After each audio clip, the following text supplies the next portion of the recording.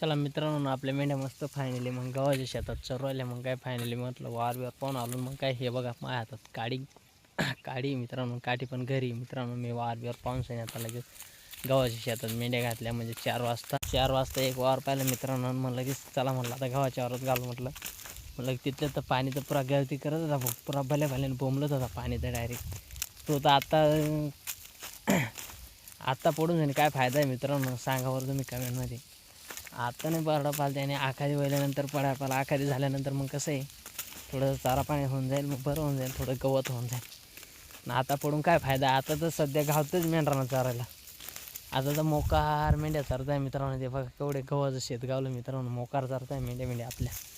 आणि आता हा अवघा त्रास देऊ राहिला मित्रांनो, भल्याने बॉम्ब मारू राहिला का मी आलो तुम्ही जागी व्हा. आणि तू कुठं यायला लागला रे तोंडवाश्या, आमची अवकाळा करून काय फायदा आहे तेव्हाला. आता मेंढ्यांचा खायचा टाईम आणि तू तोंडावा हाणतोय मेंढ्यांच्या. बरोबर आहे ना मित्रांनो, कुठं पण आपल्या मेंढ्या असतील, बरोबर आहे का नाही. मग काय मेंढ्या खूप माजून गेलेत मित्रांनो. म्हणजे कारण की खूप माताटून गेलेत मेंढ्या. पण मेंढ्याला आपण वावरात घालतो, मेंढ्या डायरेक्ट वावर सोडून पळतात मित्रांनो. मग आम्ही वाळून कितरून जातो मित्रांनो, कारण की गव्हाच्या शेतात घालाय मेंढ्याला.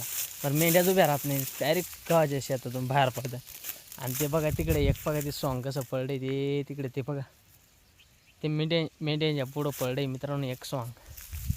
मग काय पुरे गव्हाची वावर पुरे बदातून लटकेले मित्रांनो आपल्याकडे. कारण की पाहून घ्या, तुम्हाला दाखवतो पुरा ओपन कॅमेरा करून.